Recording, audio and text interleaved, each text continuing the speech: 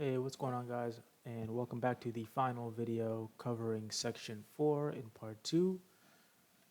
In the previous video, we finished these last couple of exercises under the debugging print statements and helper variables and loops section in section 4. And now we're going to do this last part about concatenating strings with the plus operator, or the addition operator, I should say. So let's get started. It says the above example with pin checking used a helper variable attempts to keep track of how many times the user had tried to type in the code. So we have a variable called attempts, which is assigned the value integer 0. Then we have a while loop that takes in an input and then increments attempts and then continues to do conditional checks to see if the amount of attempts is 3 or not, or if the entered code was correct. The variable is set to 0 outside the loop, and each iteration increases its value by 1. A similar idea of incrementation works with string variables as well. The program could, for instance, keep track of all the pin codes the user typed in. So now we add this variable called codes, which is assigned a string, an empty string. We still have the attempts variable, tracking how many attempts we have. And now here, we take in the input, the code input, we increment attempts by 1, and then we can concatenate that inputted code to the code string. The helper variable is initialized to an empty string, which you see here. That is a string with no characters in it. With each iteration, the string gets longer, as the code the user typed in is added along with a comma. So code is then concatenated to our codes string with a comma at the end and a space. If the user types in the codes 111, 222, 1234 at the end of the program's execution, the value of codes will be 111, comma, space, 222, comma, space, and then 1234, comma. So we have our one of two exercises to do in this part. Pretty long, but we should be okay. This first one is called story, and we're instructed to please write a program which keeps asking the user for words. If the user types in end, the program should print out the story the words formed and finish. So that's part 1, and part 2 says change the program so that the loop ends also if the user types in the same word twice in a row. So let's do this first part.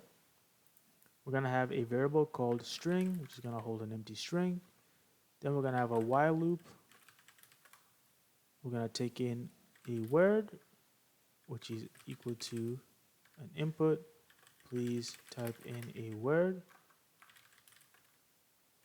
Then we're going to see if word is equal to end, then break.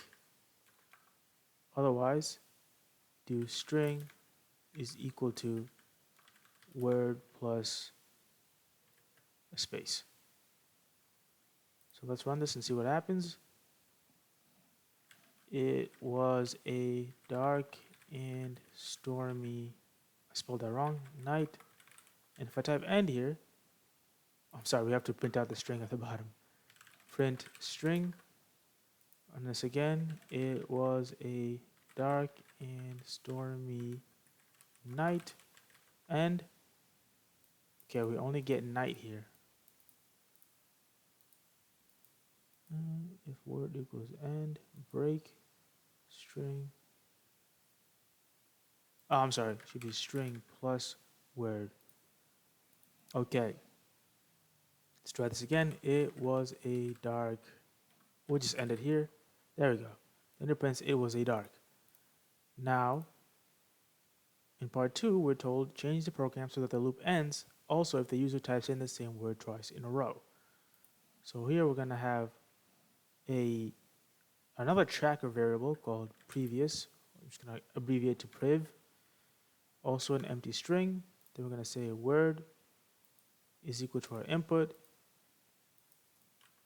Now here we're going to do if word, or I should say prev is equal to word, then break, else we want to do previous is equal to word, and then we continue. I think this should work. it, and then yep, it works. It takes us out of the loop. If we do it was a dark and stormy night, and that still works. Let's test this and see how we do. And we passed, awesome. Let's check our model solution here. They do the same thing. They have a variable called story. We did string, but they use story and previous. Then they have a loop here, takes in a word, compares if word is equal to end or if word is equal to previous, which is also another clever way of doing it. Break, otherwise concatenate the new word to our story, and then set previous equal to the word. And then at the end here, print story. So that's the solution for that. This next exercise is called working with numbers. It says, please write a program which asks the user for integer numbers. The program should keep asking for numbers until the user types in 0. So please type in integer numbers, type 0 to finish, number 5, 22, 9, -2, and 0. Then we're supposed to, after reading in the numbers, the program should print out how many numbers were typed in. The 0 at the end should not be included in the count. You will need a new variable here to keep track of the numbers typed in. So let's do part 1. We're going to do numbers is equal to 0. Then we're going to have while true. We're going to do, oh, it's supposed to actually print something at the top, right? Yeah, please type in a number. Type 0 to print. So we're going to print that. Then while true, we're going to ask the user for a number. Oops, wrong side. Num is equal to integer input. Just that, right? Number? Right, just number. Then we're going to do if number is equal to 0, break. Otherwise, numbers is equal to numbers plus 1. So we want to keep track of how many numbers we typed in. And then at the end, we print these two things. So we want to print. The program asks for numbers. And then we print again. We want to use an F string, numbers typed in. Numbers. So let's run this and give it the same inputs, 5, 22, 9, and -2. So 5. Okay, number is not defined. Sorry, I used num. But let's just use number for now. I think it might be.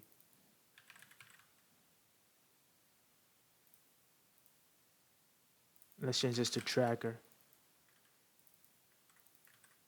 Okay, and change that to tracker. Okay, run. So say 5, 22, 9, -2, then 0. The program asks for numbers. The numbers typed in 4.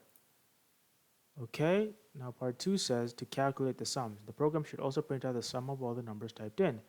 The 0 at the end should not be included in the calculation. The program should not print out the following. The program asks for numbers typed in 4. The sum of the numbers is 34.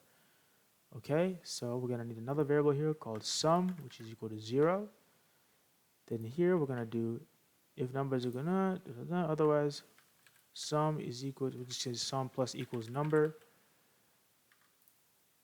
And here you can do the same thing, tracker plus equals 1. If you want to keep it short, but I like it this way because a little bit better legibility. Is equal to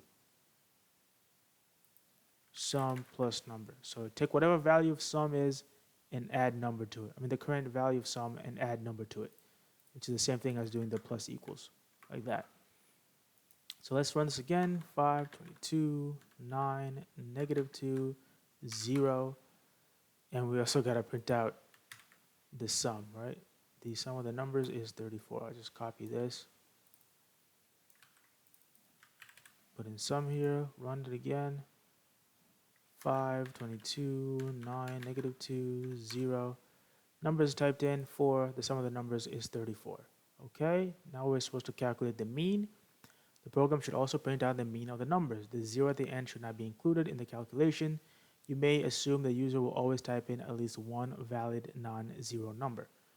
So this is pretty simple. We could just add another print statement here and do the mean of the numbers is, and just put sum over tracker. So run that 5, 22, 9, -2, and then 0. The sum of the numbers is 34, and the mean of the numbers is 8.5. I'm missing t over here. Okay, positive and negatives. The program should also print out statistics on how many of the numbers were positive and how many were negative. The 0 at the end should not be included in the calculation. So we need two more tracking variables here. Positives, set that equal to 0, and negatives, set that equal to 0. Then down here, when we're doing our incrementations, we're just going to do if number is greater than 0, then positives is equal to positives plus 1. And if number is less than 0, negatives is equal to negatives plus 1. Just like that. Let's run this again. 5, 22, 9, -2, 0. And we got to print this. The end, positive numbers. Positives, negative numbers. Pass negatives here. Run this again. 5, 22, 9, -2, 0. The program asks for numbers. Numbers typed in 4. The sum of the numbers is 34. Same thing as this output. The mean of the numbers is 8.5. Positive numbers 3, negative numbers 1. Let's test this, see how we do. And there we go. Let's view our model solution. Same thing. Print the first statement here, then the track numbers, sum, and the positives.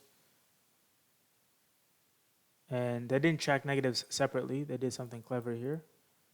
So, and then they have the while loop here, taking a number, check if the number is 0. If it is, break, or otherwise, in other terms, break out of the, exit the loop. Otherwise, increment our tracker by 1.